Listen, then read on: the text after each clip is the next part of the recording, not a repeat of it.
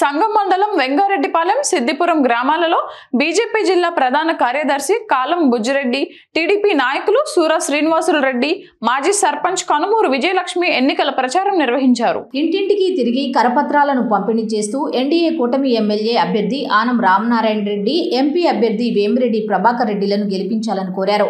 ఈ సందర్భంగా వారు మాట్లాడుతూ ఎన్డీఏ కూటమి ఎమ్మెల్యే, ఎంపీ అభ్యర్థులు ఇద్దరు అభివృద్ధి ప్రదాతలని అన్నారు.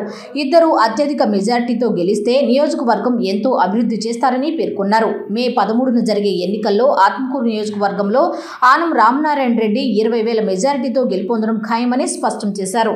మేము సిద్దిపురం గ్రామంలో ఇంటింటికి ప్రచారం భాగంగా బీజేపీ, టీడీపీ, జనసేన పార్టీల తరఫున ఇంటింటికి తిరిగినాము. ప్రతి ఇంటి దగ్గర కూడా మాకు స్పందన బాగా ఉన్నది. సిద్దిపురంలో మేము అత్యధికంగా మెజార్టీ ఆశిస్తున్నాం. ఎక్కువ మెజార్టీ కూడా వస్తుందని చెప్పి మేము కోరుకుంటున్నాము. రెడ్డి గారికి ఎమ్మెల్యేగా, వేమిరెడ్డి ప్రభాకర్ రెడ్డి గారికి ఎంపీగా భారీ మెజార్టీ చేకూరుస్తామని చెప్పి ఆశిస్తున్నాం. ఎక్కడికి పోయినా ఆనం రామనారెడ్డి గారు గతంలో ఆయన ఇక్కడ ఎమ్మెల్యేగా, మంత్రిగా పనిచేసినటువంటి సందర్భంలో ప్రతి గ్రామంలో ఈ అభివృద్ధిని చూసి వాళ్ళందరూ కూడా ఒక ఉత్సాహమైనటువంటి వాతావరణంలో అయ్యా రామనారెడ్డి గారికి మేము ఓట్లేస్తాం, ఆయన ఈ ఆత్మకూరుకి చాలా అభివృద్ధి చేశాడు, అదేవిధంగా ఎంపీగా నిలబడేటువంటి శ్రీ వేమిరెడ్డి ప్రభాకర్ రెడ్డి గారికి కూడా మేము ఓట్లేస్తాం. ఇది ఒక ఉత్సాహమైన వాతావరణంలో మేమంతా కూడా ఇంటింటికి ప్రచారం చేయడం జరిగింది. సార్వత్రిక ఎన్నికల్లో రామనారెడ్డి గారికి సైకిల్ గుర్తు మీద ఈ అన్ని మండలాల్లో, ఈ ఆత్మకూరు తాలూకాలో 7 మండలాలు ఉన్నాయి. ఆత్మకూరు టౌన్తో కలిపి ఈ 7 మండలాల్లో ఒక సంఘం మండలం ఎక్కువ మెజారిటీ వచ్చేటువంటి ఉత్సాహమైనటువంటి వాతావరణం మాకు కనపడతా ఉంది. రామనారెడ్డి గారు రేపు ఎన్నికల్లో 20,000 ఓట్లతో కన్నా పైన గెలిచేటువంటి వాతావరణం మా కళ్ళ ముందు కనపడుతుంది మేము గ్రామాల్లో పర్యటన చేసినప్పుడు.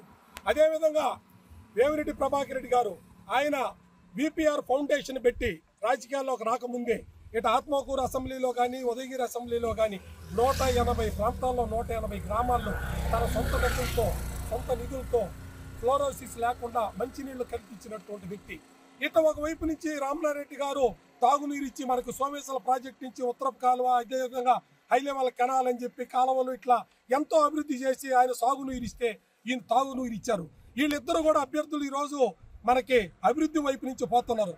ముందిచ్చేటువంటి విజయసాయి రెడ్డి కావాలన్నా, మంచినీళ్ళు ఇచ్చేటువంటి వేమిరెడ్డి ప్రభాకర్ రెడ్డి కావాలా, మనం జనాలు ఆలోచించుకోవాలా.